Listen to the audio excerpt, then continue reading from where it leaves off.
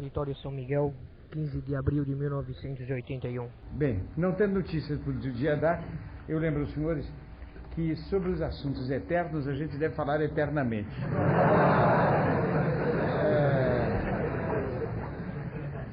Eu não sei se os senhores se lembram de que eu disse aqui uma certa ocasião, falando sobre os novíssimos do homem, morte, juízo, céu e inferno, e acrescentando a isso o purgatório, que não é um novíssimo do homem, mas é um acontecimento post-mortem. Não é novíssimo porque novíssimo quer dizer ultimíssimo. Novus é fim, final em latim, o ponto terminal. O purgatório é transitório, não é eterno, não é portanto novíssimo, mas é um fato que ocorre depois da morte. Bem, e hoje eu tinha preparado alguma coisa que pretendo dar daqui a pouco, tirada de São Tomás, a respeito do purgatório. Eu não tinha falado nenhuma palavra dispositiva sobre o purgatório, apenas rápidas referências assim de beirada, de maneira que eu acho que esse é o momento de nós falarmos sobre isso. Primeira noção é a seguinte: quem vai para o purgatório? Vai para o purgatório quem comete pecado venial ou falta. A falta, para simplificar, é um pecado venial levíssimo, mas é uma imperfeição, uma incorreção, é uma ação incorreta, muito levemente incorreta. Esta é falta. O pecado venial e a falta não acarretam a pena do inferno. A pessoa não perde a graça de Deus, porque a natureza da ofensa não é tal que Deus corte a sua amizade com a alma e lhe tire a vida da graça. Mas aí os senhores podem calcular bem a justiça de Deus para punir essas ações que constituem pecado venial. Especialmente para isso, Deus criou e manterá até o fim do mundo o purgatório, onde vão as almas para quê? Para expiar diante da justiça divina os pecados que cometeram nessa terra. Quer dizer, Deus ama essas almas, Deus as inunda com sua graça, Deus apoia, recebe, a igreja recebe, dispensa essas almas no fim, a extrema unção, todos os socorros, o viático que dá para os seus filhos, etc. As pessoas recebem sepultura cristã, morrem, por assim dizer, no regaço da igreja. Há uma frase da Escritura muito bonita que diz: Beati mortui qui in Domino moriuntur. Bem-aventurados os mortos que morrem no Senhor. A gente entende que isto quer dizer aqueles que morreram no Senhor são mortos bem-aventurados, morrem na paz de Deus. Uma semana depois, se o homem é prudente, manda rezar no próprio dia por si mesmo, vem a missa sétimo dia. Então vão todos os parentes e canta-se e tal, né? Esplendor, etc, catafalso, como se usava antigamente. Quando está tudo para terminar, o padre, uma voz canta: Requiem aeterna dona eis domina, lux perpetua, quer dizer, Senhor, dá-lhe o repouso eterno, quer dizer, provavelmente ele está no purgatório. Senhor, tirai-o do purgatório. É considerado quase o rumo comum das almas. Morrem e vão para o purgatório. Santos é da doutrina da igreja que é normal, que é inteiramente admissível que santos de canonizar vão para o purgatório antes de ir para o céu. Então vocês estão vendo Deus que enche de direção as almas que corresponderam à graça, mas cuja justiça é tal que antes de admitir na sua presença, na visão face a face, ele quer que purguem os pecados, que reparem diante dele as ações más que cometeram, e são ações leves. Vocês estão vendo como é a divina intransigência de Deus. Mas o que eu digo não é só para nós termos o temor de Deus, que é uma grande qualidade, mas é para nós termos o amor de Deus. Em Deus tudo é infinitamente digno de amor. Ora, a intransigência dele está nele, logo ela é infinitamente digna de amor.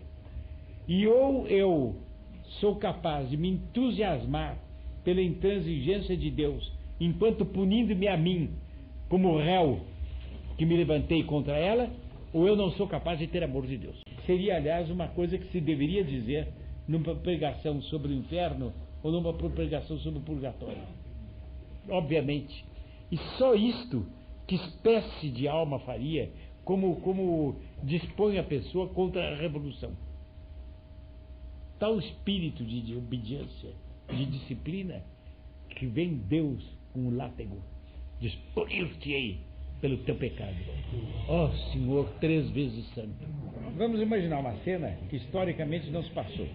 É histórico que Nosso Senhor flagelou os vendilhões do templo, expulsou com açoite os vendilhões do templo. Mas absolutamente não está contado, e tudo leva a crer que não tenha havido, que algum vendilhão, deslumbrado pelo fulgor do desdém dele, com a profanação das coisas sagradas e a roubalheira, se tivesse ajoelhado e tivesse dito: ó Senhor, o que é que teria sucedido? Podia suceder que ele parasse, deixasse o açoite cair no chão e dissesse: ó meu filho. Podia suceder que ele dissesse outra coisa: meu filho, desnuda suas costas para eu te ferir, tu mereces. Qualquer das duas coisas podia suceder.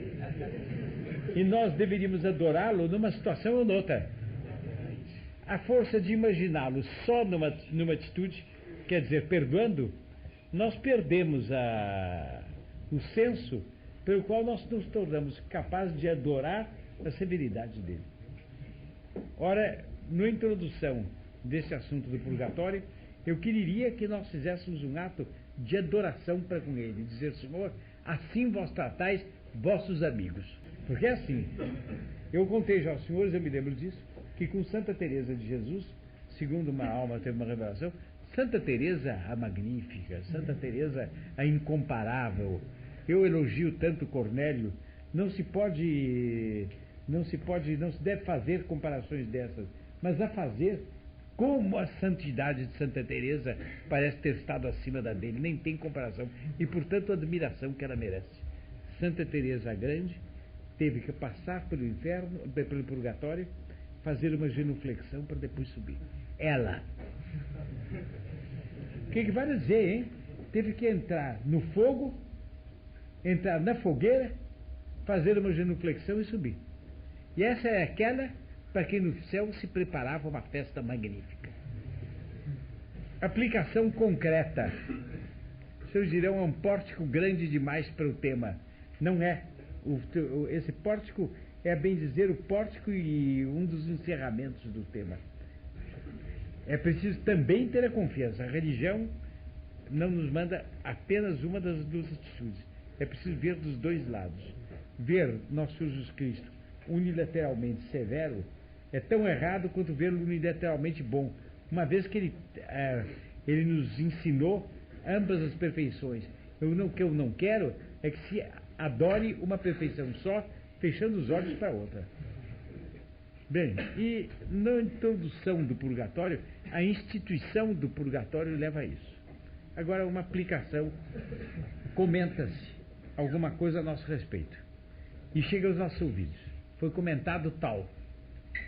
E evidentemente que aquilo que chega aos nossos ouvidos, muito raramente é elogio. Porque se fosse elogio, a pessoa também diria na nossa presença. Se disse na nossa ausência, provavelmente não é elogio. Nós temos estado de alma assim. Reação natural. Está vendo? Ele não é meu amigo, é meu inimigo. Também, em compensação, sou inimigo dele. Ele agora vai ver. Ele estava me enganando. Não, senhor. Quem sabe você tinha razão no que ele disse. Eu devo examinar com toda imparcialidade, e se ele tinha razão, eu devo dizer: é pena ele não ter dito a mim. Ah, mas aqui está, ele tinha obrigação de dizer. Obrigação não sei.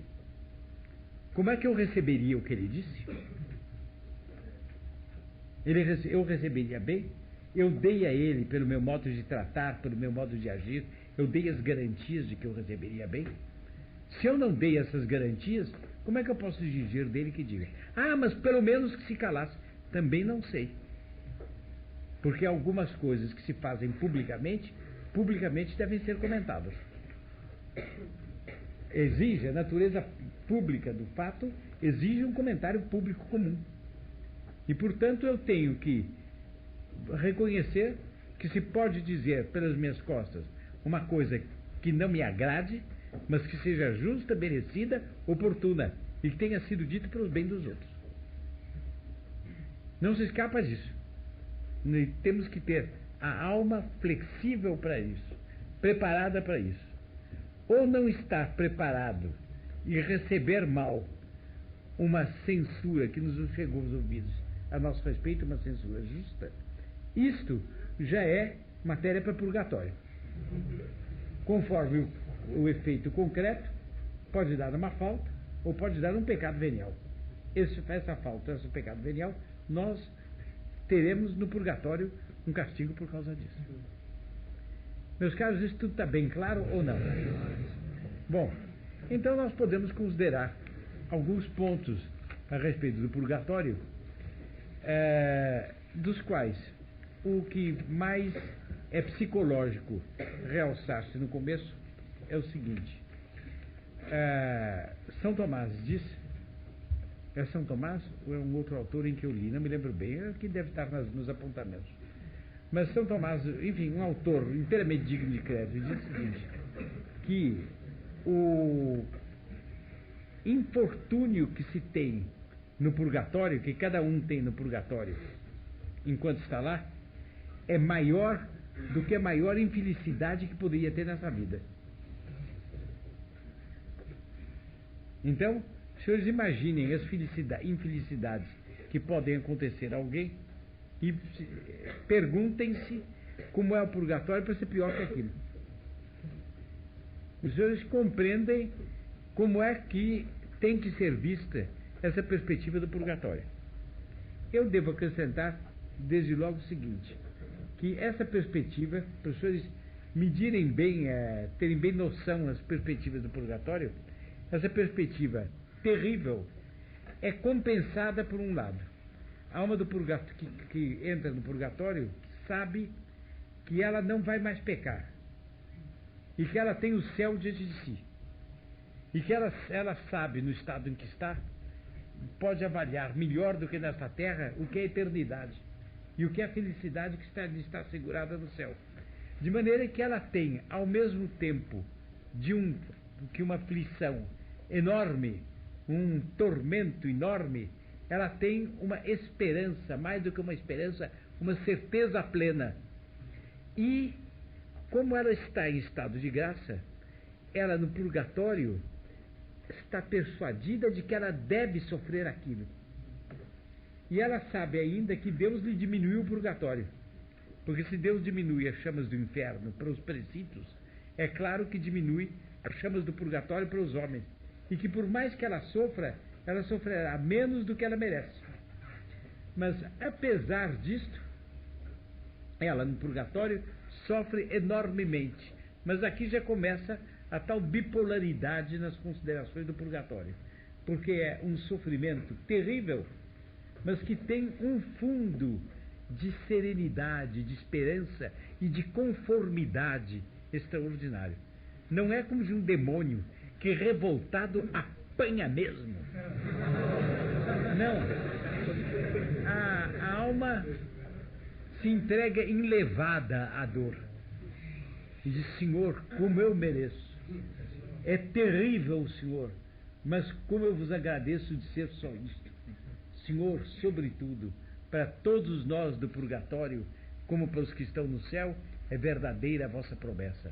Sereis vós mesmo nossa recompensa demasiadamente grande. Há qualquer coisa de muito, que é uma prova muito dura no purgatório, mas ao mesmo tempo não há nada do lancinante, do estraçalhante que tem a dor no inferno. No inferno a dor é dilacerante, é de iar. No purgatório era de chorar, de bater no peito: perdão, Senhor. Ai, Senhor, como me dói esta dor, mas sobretudo dói-me que vós tenhais sido ofendido por mim. Perdão, Senhor, perdão, perdão. E ainda aí entram os tais conformes sublimes de Deus.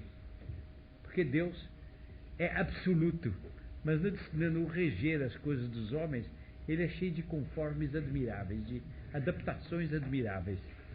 Porque ele condena o purgatório, etc, etc, mas ele deixa a mãe dele com o poder de rezar para obter que as penas do purgatório sejam diminuídas. A alma não pode rezar por si, mas ela pode rezar por outros e pode, portanto, obter graças na terra. E a alma pode, com a licença de Nossa Senhora, ela pode rezar para aparecer alguém na terra e pedir orações. E então, ela pedindo as orações, alguém reza para ela e abrevia o purgatório. De maneira que ela ainda, aquilo tem, ao contrário daquela rigidez estraçalhante do inferno, o purgatório tem certa flexibilidade, certa plasticidade, por onde quem está lá ainda pode abreviar algo, pode reduzir algo. E os senhores compreendem a esperança que isso dá. Vários desses autores espirituais que tratam do purgatório dizem que nos dias de festa de Nossa Senhora desce ela mesma ao purgatório, com uma revoada de anjos, e leva quantidades indefinidas de almas para o céu. Porque ela pediu, e outra coisa, ela leva alguns, mas ela diminui os tormentos de outros. E mesmo daqueles de quem ela não diminui os tormentos, ela entretanto, quer dizer, não diminui o grau da pena, ao menos enquanto ela está lá, ela alivia um pouco. Então, eu penso que através disso os senhores se dão bem conta do terrível admirável do purgatório. E como a severidade e a intransigência adoráveis de Deus, no próprio purgatório, se compõe com sua misericórdia. Ele cria o purgatório, mas ele cria uma advogada onipotente que ele sabe que tem toda a espécie de partipri pelos que estão no purgatório e que vão tirar muita gente, não todos, nem a pequeno preço. Eu me lembro que li algum tempo atrás a vida da Sra. Mariana de Jesus Torres, o Sr. João Cláudio me emprestou. Ela é aquela freira do convento Nossa Senhora do Bom Sucesso, no Equador. E a horas tantas há esse fato que havia um partido, formou-se infelizmente dentro do convento da Nossa Senhora, lá formou-se uma divisão entre freiras espanholas e freiras equatorianas. As freiras equatorianas eram novas, as espanholas eram as fundadoras. E as equatorianas, o livro não é muito claro, mas dá a entender que, movidas por um instinto que haveria de dar futuramente no separatismo, elas se levantaram contra as espanholas, acusadas de muito duras, de muito rígidas, etc, etc, enquanto elas queriam uma coisa mais acomodatícia. E havia uma freira que era a líder desses movimentos revolucionários e que fez toda a espécie de coisas contra a Madre Mariana de Jesus Torres, creio que manteve presa, né, Sr. João? Quanto tempo? Não me lembro bem exatamente o número de anos, mas foram 2 vezes até. Ela teve 2 vezes presa, sério. Os conventos naquele tempo tinham prisões e o superior religioso tinha o direito de prender em prisão o seu súbdito, e se fugisse a polícia pegava, porque ninguém tinha direito de, ficando padre ou freira ou religioso, deixar o seu estado sem licença da igreja. Ficou pertencendo à igreja, a igreja agarra, e se foge a polícia pega.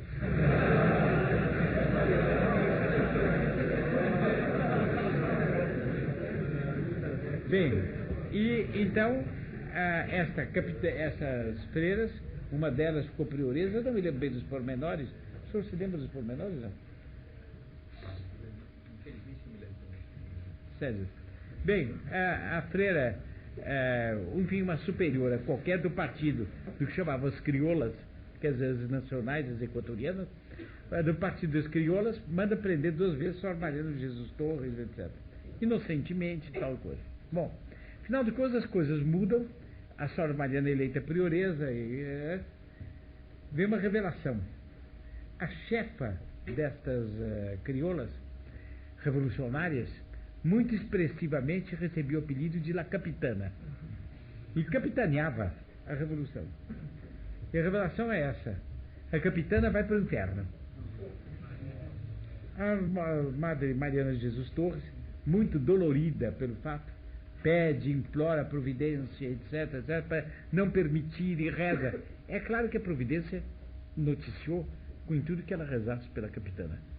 Afinal, aparece Deus, ou Nossa Senhora, e comunica o seguinte: para ela não ir para o inferno, é preciso que vossa alma passe, eu não me lembro bem se 4 ou 5 anos, 4 anos, né? 5 anos no inferno.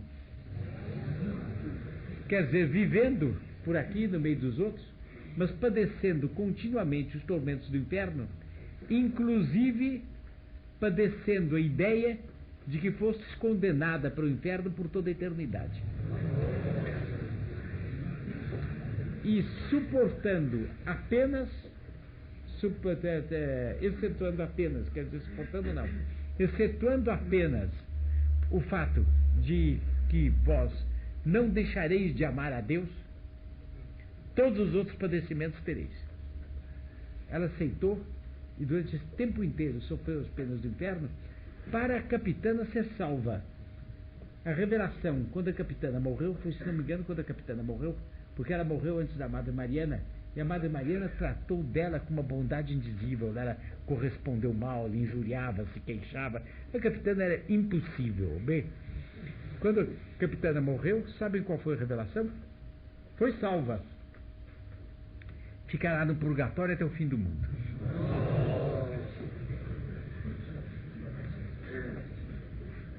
Então, vejam como é difícil, como você precisa ter equilíbrio de alma para se ver os vários aspectos do purgatório. Mas esse equilíbrio prepara a alma para a posição flexível, firme e bela. É assim, mas também é assim. Visão de conjunto e adoração. Sem fechar os olhos para nenhum dos dois lados, adorar. Vós sois assim, vós revelastes que sois assim. Eu, ainda que não entendesse, eu creria e adoraria, porque fosse vós que revelastes, mas vós me destes a luz da fé e a luz da razão.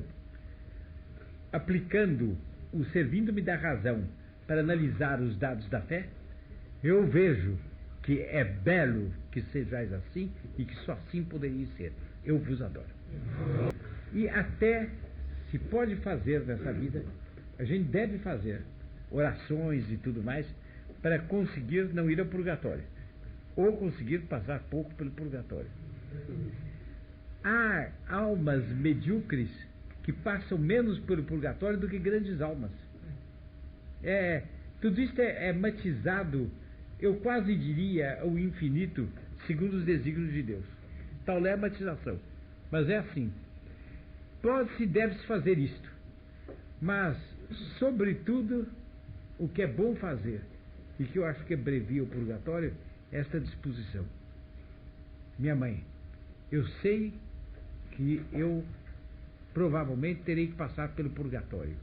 Ajudai-me desde já a dar glória a Deus pela rejeição que Ele fará dos meus pecados e meus defeitos no purgatório. Por meio das penas do purgatório. Ajudai-me a desde já começar então a detestar meus pecados e não cometê-los. Menos para não sofrer do que para não ofender. Mas, minha mãe, lembrai-vos que entre nós há um contato direto. Mas, minha mãe, o resto é mistério. Nós o confiamos a vós. Agora eu termino. Cada vez eu me convenço mais de que o melhor modo, de abreviar um tema é alongar a introdução. Tudo fica simples se a introdução é bem feita. É feita com cuidado. Ao menos é o que eu penso.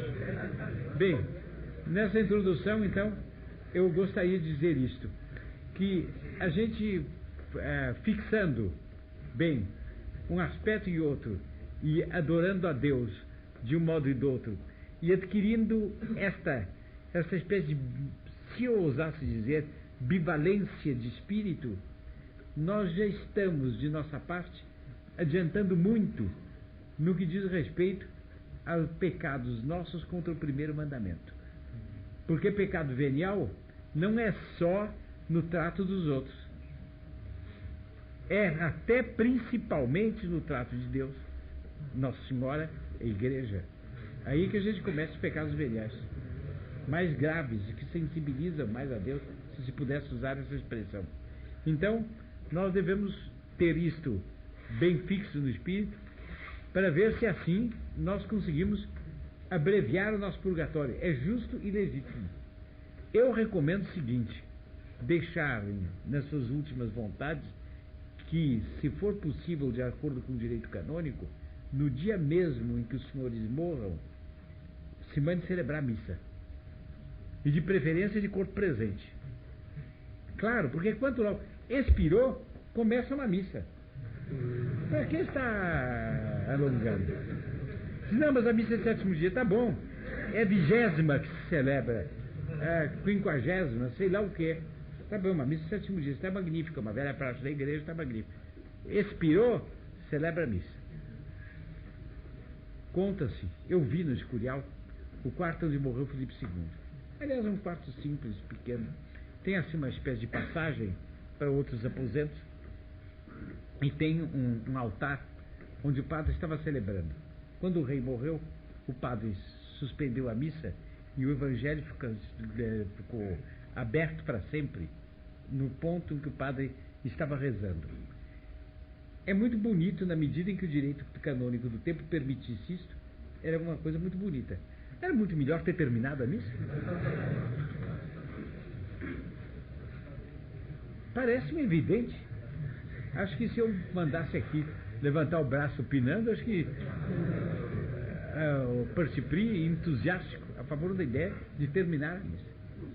Bem, essa introdução eu termino com duas coisas apenas, 2 dados. Um dado curioso que está em São Tomás. Eu fui habituado a ensinarem, e fiquei nessa convicção, mais ou menos até meus 30 anos, pouco mais ou menos, eu fui habituado a ensinarem que essa história de alma que aparece é crendice, é superstição, que a alma não aparece nunca, ou como que nunca, e que, portanto, essas aparições a gente não deve tomar em consideração, e que no total pode ser o demônio, porque o demônio sim pode aparecer. Depois, fazendo outras leituras, eu vi que não é, mas em São Tomás eu vi esta afirmação categórica. Algumas almas, quer dizer, o grosso das almas, cumpre a pena no purgatório. Outras almas espiam, sofrendo tanto quanto sofreriam se estivessem no purgatório, mas em alguns lugares marcados por Deus. De maneira que, por exemplo, num lugar onde a alma cometeu um crime, cometeu um pecado, ela espia lá. Eu digo Santo Expedito porque era um legionário romano, jurista também, padroeiro dos advogados, e há uma imagem dele na igreja de Santa Cecília. Então me veio a ideia de Santo Expedito na cabeça. Há duas imagens, Santo Expedito e uma relíquia insigne da mártir Santa Doroteia. Bem, então uma pessoa que foi muito devota lá, rezou muito, etc., obtém de cumprir o seu purgatório aos pés da imagem de Santo Expedito. Enquanto Santo Expedito, do qual se diz que é rápido em conseguir as graças a ele pedidas, obtém uma tão pronta libertação quanto possível daquele que foi para o purgatório. Mas aí São Tomás diz que isso é assim. Mas aí também dá-se uma outra coisa, que é o seguinte: as almas que estão cumprindo pena nesses lugares, às vezes recebem licença para se manifestarem pedindo oração. E essas manifestações são muito variadas, são gemidos, são jogos de luz e sombra, são movimentos, são compaixões interiores que a gente tem. Alguma outra coisa, é a alma que aparece e pede orações. E é muito bonito isso. E quando a gente recebe uma coisa dessas, deve prontamente atender, porque é uma alma que Deus ama muito e que Ele permitiu que aparecesse ela mesma, fazendo ela um ato bom, porque ela nos esclarece sobre o purgatório, mas recebendo um benefício. A gente imediatamente reza por ela. E daí aquela prática que foi muito tempo corrente entre nós, não sei se ainda o é, quando a gente quer levantar com hora marcada, pedir para uma alma do purgatório acordar. A gente reza por a alma, mas a alma acorda. Todos os que usam essa prática, eu usei durante muito tempo, todos narram a coisa da mesma maneira. Na hora marcada, a gente acorda com toda a naturalidade, mas acorda de uma vez. Mas sem susto nem nada. Acordou. Pediu para acordar, acordou. Eu queria ter contado aqui que um rapaz do grupo, uma ocasião, se queixava que ele chegava atrasado, que não levantava, babá. Disse, mas por que você não reza para as almas do purgatório? Doutor Pino, elas são pontuais demais.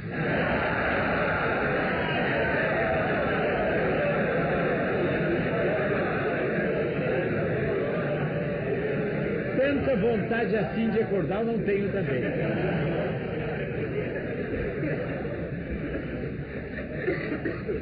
Bom, para terminar agora, outra coisa. Nós compreendermos o que há de heróico na consagração a Nossa Senhora, segundo a fórmula São Luís Maria Grignon de Montfort. Porque o natural é que se faça entre os nossos méritos e os nossos pecados uma balança, e que os nossos méritos atenuem o rigor dos nossos pecados e atenuem, portanto, o rigor do purgatório para nós. Na consagração, segundo o mestre São Luís Grignon, a gente dá isso a Nossa Senhora, dizendo: minha mãe, esses méritos, eu sou vosso escravo, e portanto nem esses méritos, quiçá bem minguados, nem esses méritos eu quero dispor deles. Se vós quereis dispor deles de outra maneira, para salvar alguma alma, ou para diminuir o purgatório de alguma capitana, eu estou à disposição. Porque vós quereis, eu no purgatório esperarei o tempo que vós entendeis. Bem, nasce naturalmente, e eu me lembro que nasceu em mim, quando eu li o tratado pela primeira vez, um surto de esperança. Nossa Senhora primeia. E com certeza mais adiante São Luís Grignon diz que a pessoa com isso abrevia mais do que se não renunciasse. Quando cheguei no texto, São Luís Grignon é sibilino, ele não diz nada. Ele diz só o seguinte, que Nossa Senhora nunca se deixará vencer em generosidade por alguém. Mas isso não garante a matéria do purgatório. Pode ser que um de nós, tendo feito essa consagração com seriedade, Nossa Senhora resolva dar graças, e tendo feito um ato de renúncia, portanto, grande, Nossa Senhora resolva nos dar nesta terra graças de outra natureza, graças de santidade, graças que vão repercutir eternamente em nossa situação, e não nos alivie o purgatório. Nós não sabemos. E ele não é claro a respeito desse ponto, onde eu, que gosto das coisas bem amarradas, folhei e refolhei para ver o que encontrava. Eu encontrei, não é propriamente imprecisão, eu encontrei mistério. E eu transmito como eu encontrei. São Tomás, antes de tudo, fixa com a clareza que é a dele, portanto solar, o princípio que eu abordei aqui de passagem. O purgatório existe em virtude de uma exigência da justiça. Foi cometido um pecado, é preciso ser reposto. E há com isso uma purificação da alma. Nós podemos usar de um exemplo para fazer compreender bem o alcance disso? Podemos. Imagine um pai que tem um filho preguiçoso, parecido com esse meu caro membro do grupo, eu não me lembro quem é, que acabou não recorrendo às almas do purgatório porque elas acordavam com demais pontualidade. Bem, vamos imaginar que um pai tem um filho preguiçoso desse jeito. e que o filho fica dormindo até, vamos dizer, 2 horas da tarde todos os dias. Quando ele se levanta, ele está ultra dormido, está molemente dormido. Ele se espreguiça e ainda durante o dia, algumas vezes ele se espreguiça e boceja. Porque como ele dormiu demais, ele tomou gosto em estar dormindo. E quando ele está acordado, ele tem saudades do momento que estava dormindo. E tem uma certa pressa de que a hora do sono chegue. E por causa disso, durante o dia, ele tem N molezas que são as saudades e a esperança do sono. A moleza é um hífen entre saudades e esperança do sono. Esse indivíduo passa o dia inteiro carregando dentro de si no sangue, circulando dentro do seu sangue, por assim dizer, o tóxico dessa moleza que ele contraiu dormindo demais. Imagine que o pai diga o seguinte: você pensa que isso vai ficar impune, mas você vai ter que correr por cada hora de atraso na estrada 1 hora inteira ida e 1 hora inteira volta. E eu vou mandar um funcionário meu acompanhá-lo sem ajudá-lo. Você tem tal ponto, tal tempo para chegar entre tal e tal e fazer esse percurso várias vezes. O que é que o pai faz?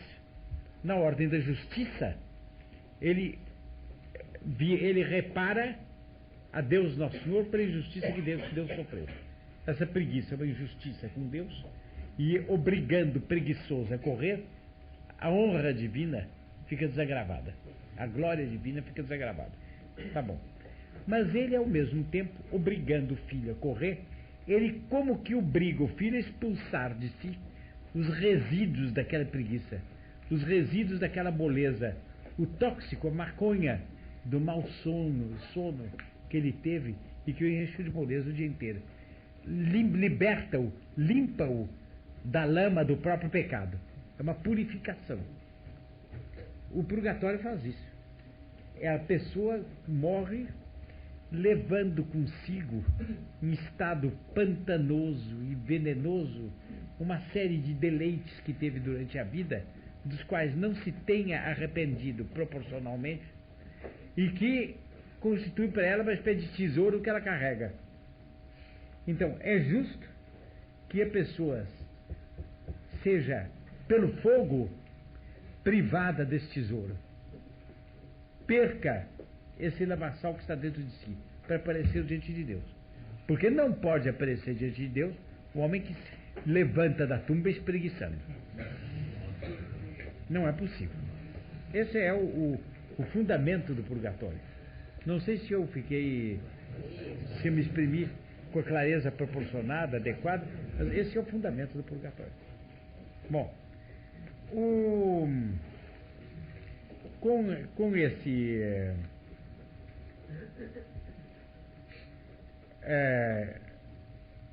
a mera de São Tomás, a mera atrição do pecado, quer dizer, mero arrepender-se por medo do purgatório, e mesmo a mera contrição, quer dizer, andei mal, ofendi-vos, Senhor, ofendi-vos, Senhora, e por isso vos peço perdão, isso também não basta para pagar o purgatório. É como um preguiçoso que levanta todo espreguiçado e um pregador faz a ele um sermão provando que ele faz mal de estar preguiçoso. Diz a verdade. Perdão, perdão. Não, senhor, agora vai correr na estrada. Tem que pagar uma penitência. Na Idade Média, as penitências eram muito maiores do que hoje em dia. Eram penitências do quê? De ir a pé a Santiago de Compostela, e o homem morava na Suécia. E pelas estradas daquele tempo, não é qualquer coisa. Bem, ir, não sei, passar 1 mês, 2 meses, 5 meses numa gruta sozinho, ou contar publicamente o seu pecado às pessoas a quem tenha desedificado, procurar e contar, daí para fora eram penitências duras. Hoje não, é 3 Ave Marias, 4 Ave Marias, está muito bem. O que é que fica depois? Quer dizer, se o homem não foi inteiramente coerente no que ele penou, o que fica depois? É muito complicado.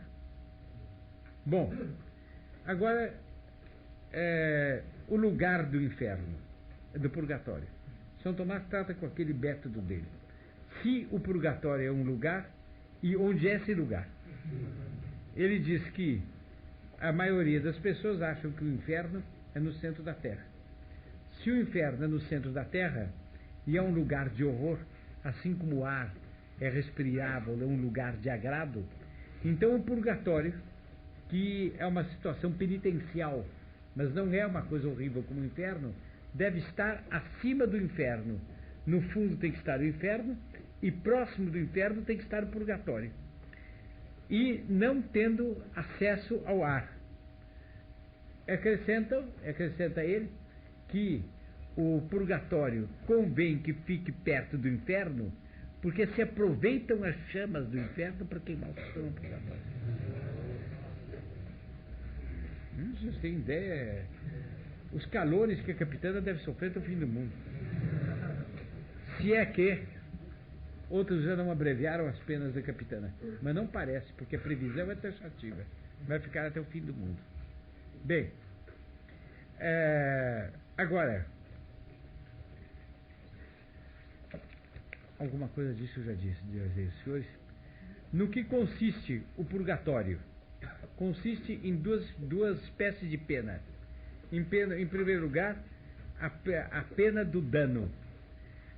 No seguinte sentido, não o desespero, mas assim como o condenado do inferno.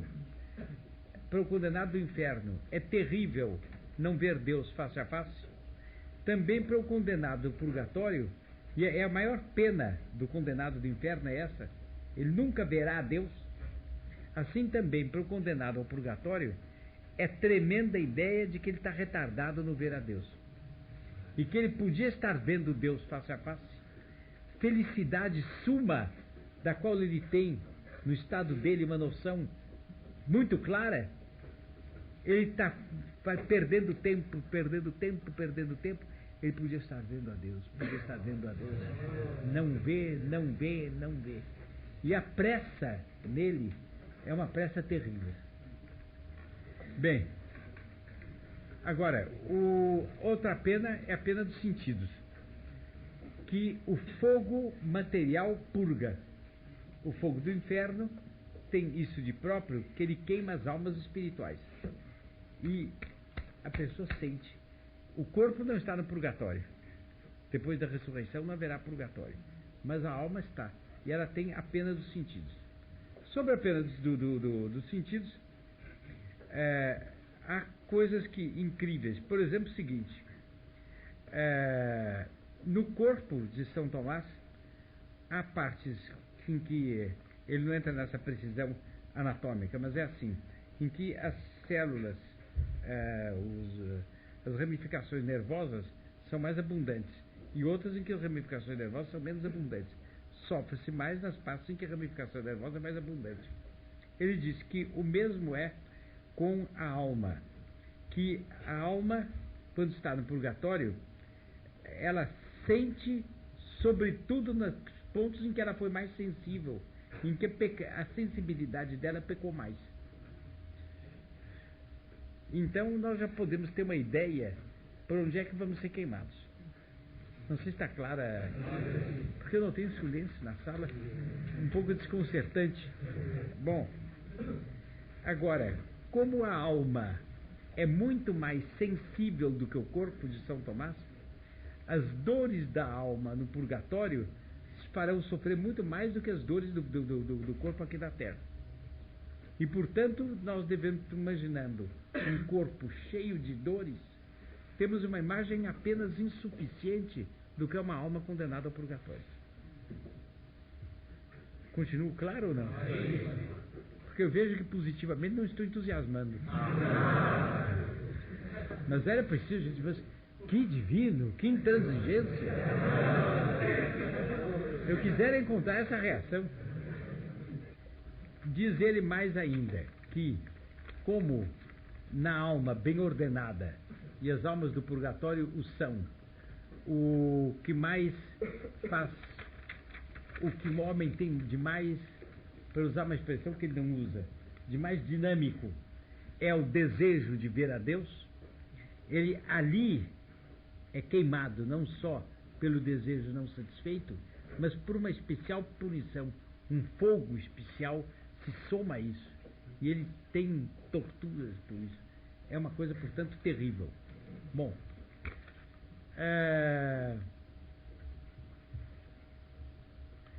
depois diz ele, o fogo do purgatório é criado por Deus. Ora, tudo quanto Deus faz é muito bem feito. Logo o fogo do purgatório é muito bem feito. E queima de maneira proporcional verdadeiramente o sofrimento que nós estamos imaginando.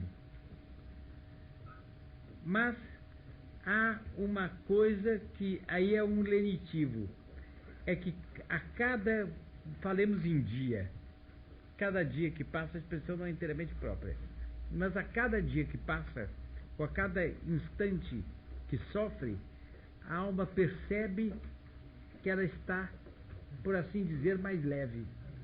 E nisto tem uma certa sensação de caminhar rumo a Deus, que constitui uma compensação. Bem,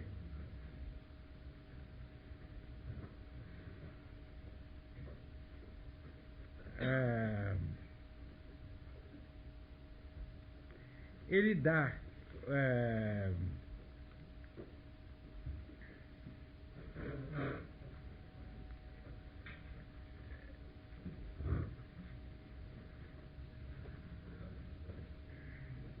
uma coisa que é um princípio anti-igualitário tremendo. Duas pessoas que cometeram o mesmo pecado venial são desigualmente punidas. Não são igualmente punidas, porque os apegos nunca são iguais.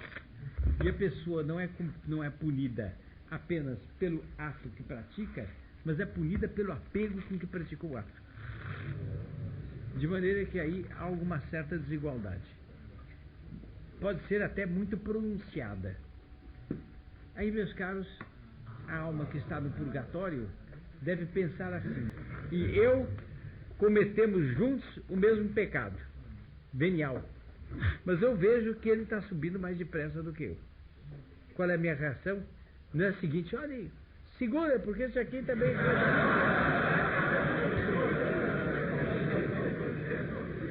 Mas é o contrário, que alívio, pelo menos ele está subindo.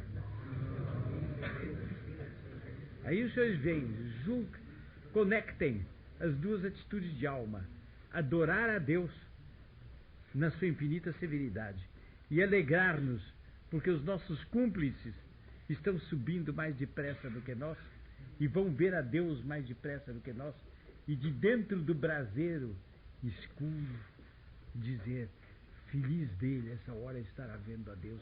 Como ao menos isso me consola, dão o perfil de um homem que está no purgatório rumo ao céu, de uma alma que se salvou. Tomem esse perfil moral.